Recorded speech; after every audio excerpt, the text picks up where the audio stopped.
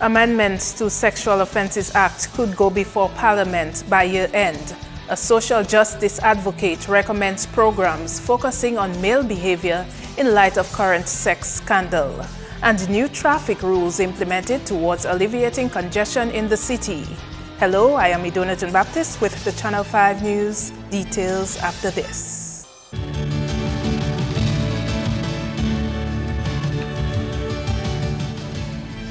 Welcome back. Changes are on the way for Dominica's Sexual Offences Act of 1998 as early as this year. In October last year, a committee was set up to review and make amendments to the Act so that people guilty of these crimes could be more heavily prosecuted. Chairman of the committee says several suggestions have been made for changes to the Act. Let's start with rape, because that's the most heinous. So for rape, we said certain aggravating circumstances if a person is convicted of rape, the court is free to decide, you know something, for the remainder of your natural life. So that is one of the recommendations. Section 9, intercourse with an adopted minor. We also enhance the penalties. Section 12, which allows the court, when you're charged with certain offenses, to have alternative verdicts. There's a minor amendment. Gross indecency, we enhance that quite a bit. The Sexual Offences Legislation Review Committee met with various stakeholders who had suggestions on amendments to be made.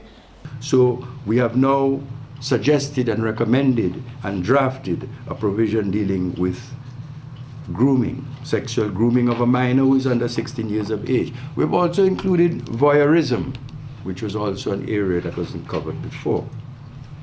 A lot of talk from stakeholders also dealt with mandatory reporting of suspected abuse of minors. Another thing that's very important, obstructing prosecution, and that is a stone that'll kill a lot of birds. We also dealt with another area, sensitive area called sentencing, mandatory minimum or maximum sentences. It is expected that the amendments will be brought before Parliament and approved before the end of the year. It is anticipated that these amendments will be taken to Cabinet very shortly, and as I indicated to you, they are with me, so I suppose I can take a certain amount of responsibility. I've looked at them. I think that I can, from where I am, there are some matters that need to be looked at internally. I would expect that in the next few months that this amendment will be taken to Parliament, and I expect that it will become law. Whether with my input or with other people's input, but the finished product, if I can put it that way, I would expect to soon become law. The amendment to the Sexual Offences Act was among other measures discussed at a news conference on Monday. In other major developments, a social justice advocate is suggesting institutionalizing programs focusing on changing the behavior of men in light of a recent sex scandal. Current reports on the rise in child sexual offenses have prompted concern from Delmance Moses, director of the Pink and Blue Arts for Violence Prevention Project. Moses says through this project he has spent decades fighting sexism and violence against women and girls. He told Channel 5 News a multi-sectoral approach is needed to address child sexual abuse. Usually the victims are further victimized. The way people talk about them and address the issue. So that's a major concern. We know that enough is not being done. One, for the safety of our girls, of our children in society. Enough is not being done, so we need action in that way. Of course, the legislature can put in stricter legislation, and so, but what we're also saying is that needs to be accompanied with treatment for the victims. Moses, as a teacher of theater of the oppressed and performing arts for youth and community development, has developed training programs both locally and abroad addressing behavioral issues and violence prevention. He continues to work at high schools and the state prison. Laws are one thing, but we also need the prevention education as well. Programs in schools that talk to men, to boys, about masculinity, the impact of gender, about sexism, We need it across the board, not just in school. The churches need to take it on. All our institutions, all our learning institutions, it needs to happen at the adult level as well. Outside the government system, you know, like I'm a member of Carryman. So, I mean, I work with Carryman, you know, I'm doing work with the Women's Bureau. I work with the UN Women Office based in Barbados, you know. So I've done stuff regionally, you know, and worldwide, you know, I continue to do work in the United States, you know, and Canada. New traffic arrangements continue to be implemented around the city in an attempt to alleviate traffic congestion. Effective this Monday, vehicles traveling on Potter Street are no longer able to make a left turn on St. Johnston's Avenue, and vehicles on St. Johnston's Avenue cannot make a right onto Potter Street. Also, no left turn is allowed on Potter Street from Pifto Street and no right turn on Steber Street from Pifto Street. The Police Traffic and Licensing Department has erected signs to complement these new traffic arrangements. Potter Street is also going to be one-way coming from Goodwill Road, turning right into Potter Street onto St. John's Avenue. Preparations are also being made to limit traffic coming onto Steber Street. In terms of having Steber Street a one-way traffic, you're coming from Roseau, after the West Bridge, you can now travel onto Goodwill Road, and there will be no oncoming traffic towards you. So in other words, there will be a one-way traffic. For one, you have a bus stop at Malcolm Stephen area, just outside his business place, and I think that's the Stop Farm bus stop. That really creates some congestion in the traffic, especially at the lunch hour. Coffee is also warning drivers to adhere to recently erected no parking signs opposite Astafan's supermarket. On the education scene, once a TVET policy is mapped out, the Ministry of Education appointed TVET Council plans to tap into private sector's resources in order to push skills training. The private sector will meet at a TVET platform when the Ministry of Education through the TVET Council hosts an industry linkage forum this Wednesday and Thursday. For us, technical vocational education development and training and especially certification is very important. So our function as the council really is to develop those standards and to create this sort of agency that would be able to actually issue national vocational qualifications and also be promoted to the or elevated to the standard where we can actually issue the Caribbean vocational education qualification, which will enable our citizens to now be able to move and compete for jobs in other areas of the region. The TVET Council, looking about the implementation of technical and vocational education and training on island since 2010, serves as an advisory body to the Minister of Education. The council at this time has proposed and has advised government in developing regulations. The project of the regulations are now with the minister and should be on its way pretty soon, perhaps to cabinet and so on, in terms of the regulations that we would need to function. The council expects that this week's forum will inform them in the development of a strategic plan for TVET. We do not just train, but we train for employment, and therefore it is very important for us to be aware of where the needs are and where the needs arise and what the labor market is actually requiring.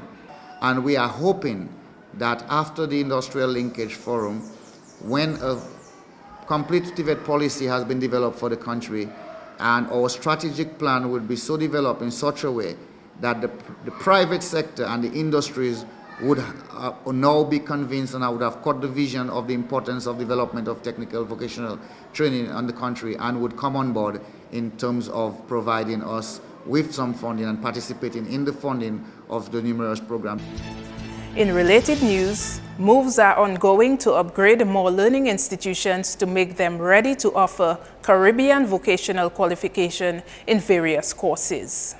The awarding of CVQ certification is being considered a means of facilitating skills across CARICOM. Dominica's efforts at preparing for this started in 2013 with technical education and training at 3 high schools. There is the garment construction course going on at the Goodwill Secondary School. There is food preparation at the Dominica Grammar School, and there is crop production at Northeast Comprehensive School. The ministry is in the process of upgrading the facilities at other schools so we could introduce other programs and to introduce other schools to the concept of CVQ.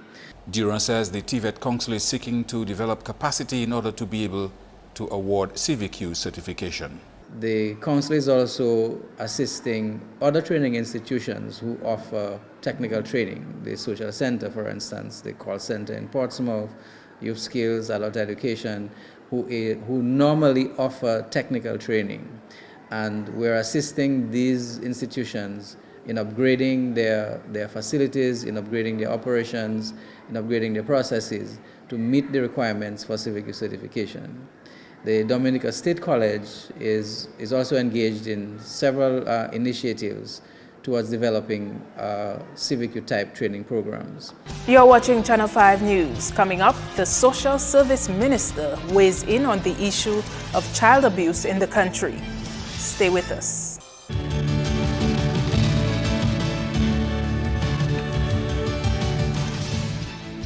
Thanks for staying tuned.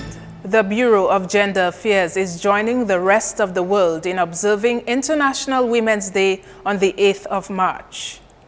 Director of the Bureau, Kyra Paul, says the institution will bring the observance of International Women's Day to the streets. International Women's Day is a world-recognized day to celebrate women who have achieved in various arenas. The day is really a phenomenal one, and of course we have a pragmatic action for you on March 8th, and we're joining hands with Digicel and also other partners like Kyrie FM and Lifeline Ministries and the NCW to pay tribute to women who've contributed to national development. We will be outside of the Digicel Play Store in the center of town. Between 12 and 2, we have what we call a red carpet affair. So we are encouraging persons to take part in the activity. Wear something purple, rock something purple. The campaign for us in Dominica is Dear Women Rock Purple. It's a rock purple campaign. The director is urging Dominicans to wear purple on Tuesday to show support for the cause. The color purple is the color that the United Nations used to represent the empowerment of women. So the color purple was not just randomly selected, it was selected for that purpose. Through this action, we are calling on all of us, all of the women who are very much outspoken, to use the day to create an awareness for the other women who are more or less fearful of speaking out for themselves. International Women's Day is being observed under the theme Pledge for Parity. Minister for Social Services has added her voice in denouncing child abuse in the country. She made the remarks at the opening ceremony of the Fair Play Initiative, a collaboration between the Child Abuse Prevention Unit and the West Indies Cricket Board (ICB).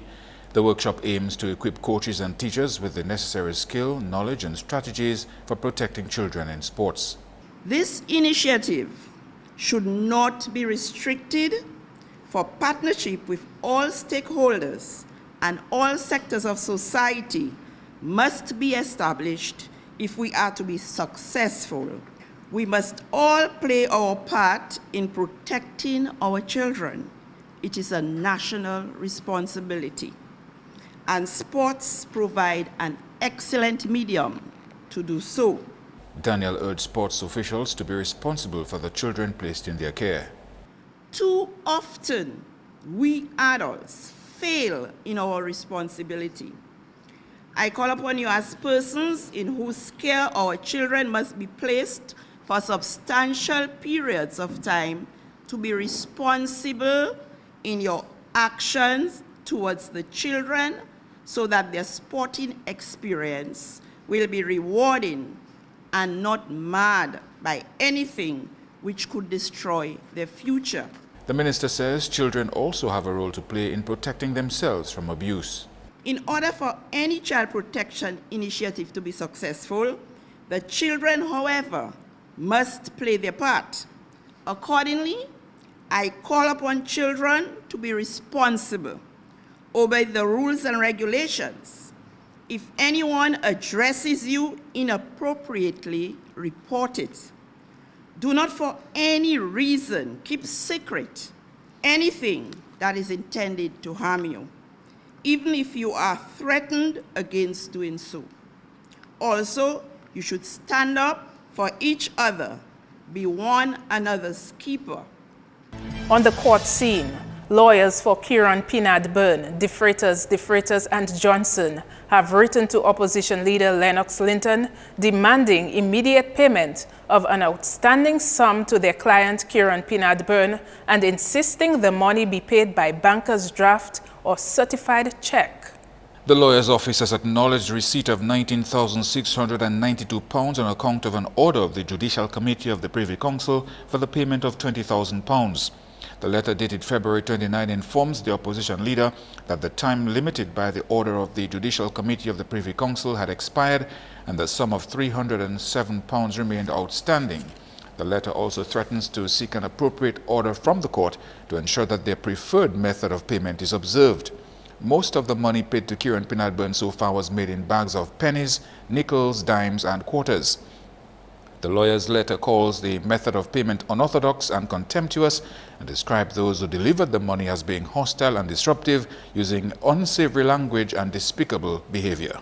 In other news, the private office of consultant psychiatrist Dr. Griffin Benjamin was severely damaged by fire on Saturday.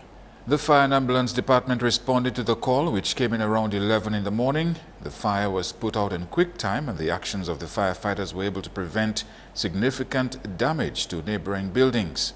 According to the department, 90% of the building was damaged and the cause of the fire remains unknown. Dr. Benjamin's medical clinic is located on Goodwill Road near the Isilo Black Bridge. That's news. Sports highlights next with Kenny Williams.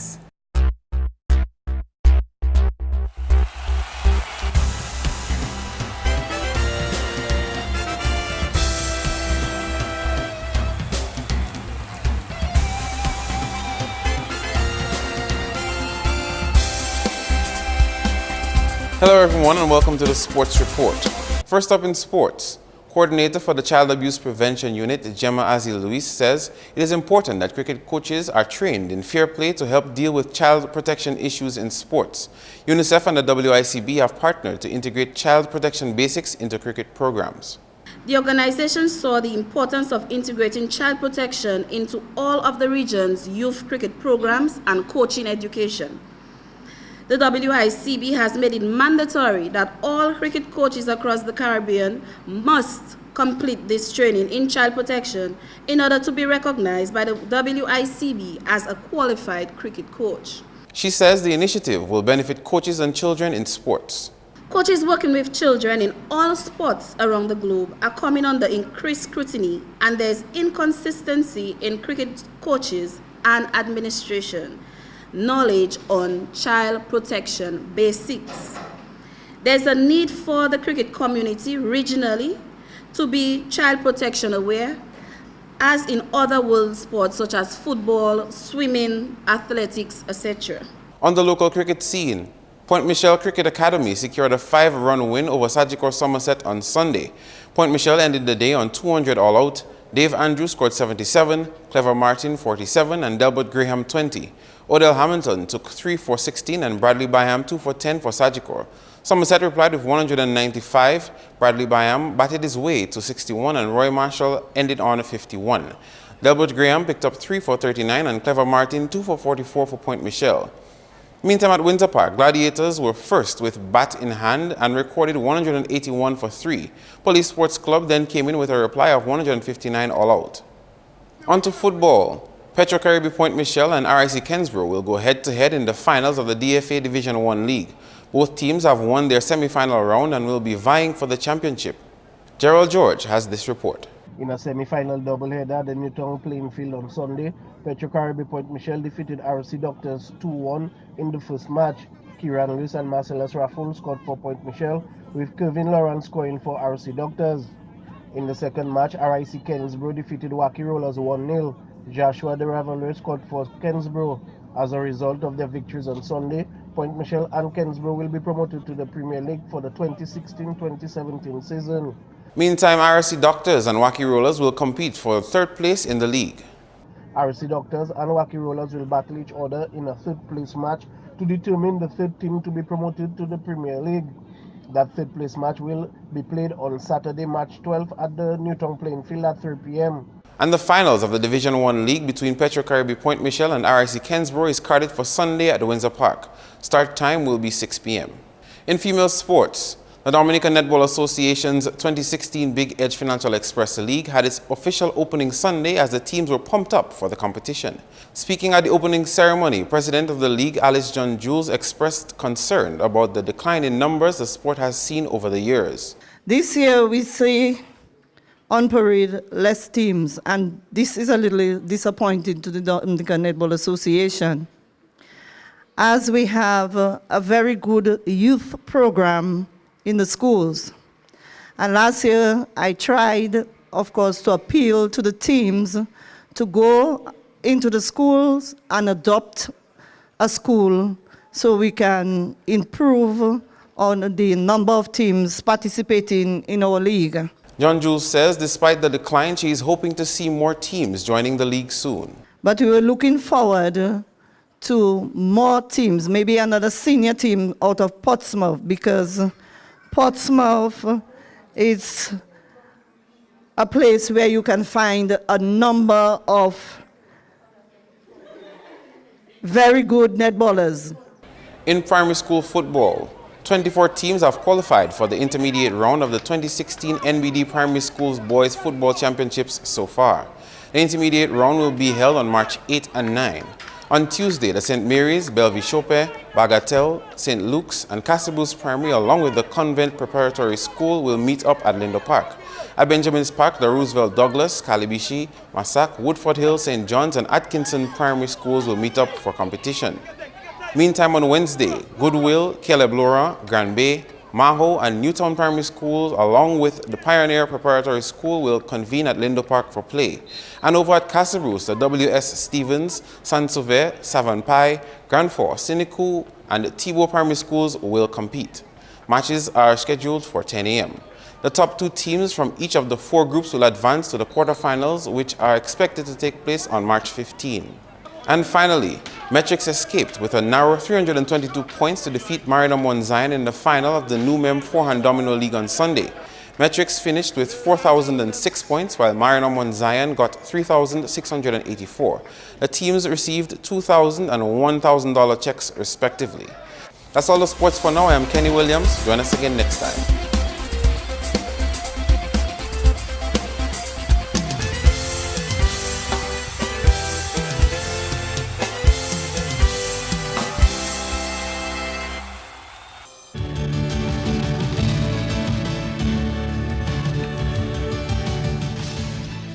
The weather report is next.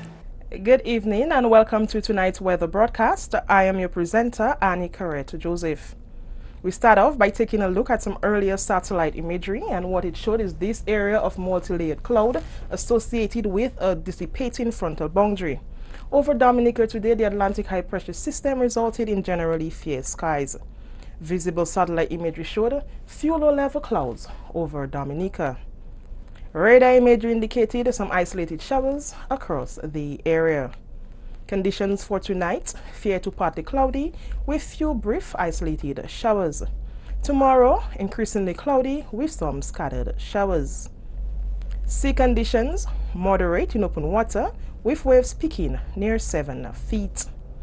The next 3 days, a dissipating frontal boundary will result in generally cloudy skies with some scattered showers.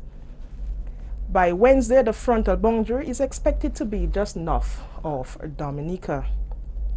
And across the region, a dissipating frontal boundary will result in partly cloudy to cloudy skies with some scattered showers across the northern and central portion of the island chain. However, generally fair weather can be expected across the extreme southern portion. On the international scene, partly cloudy skies can be expected in New York, Miami, and Caracas, overcast skies in London, and cloudy skies in Beijing. The sun will rise tomorrow at 6:18 a.m. and set at 6:15 p.m.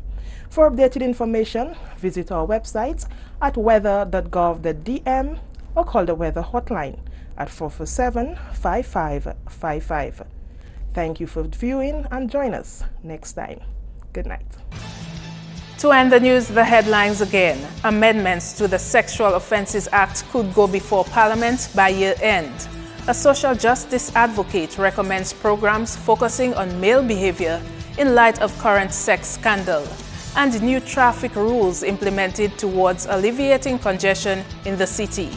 Feel free to contact us at news@marpin2k4.com and watch our past newscasts on our YouTube channel. On behalf of the production team, I am Idona John Baptist. Thanks for watching. Join us again tomorrow.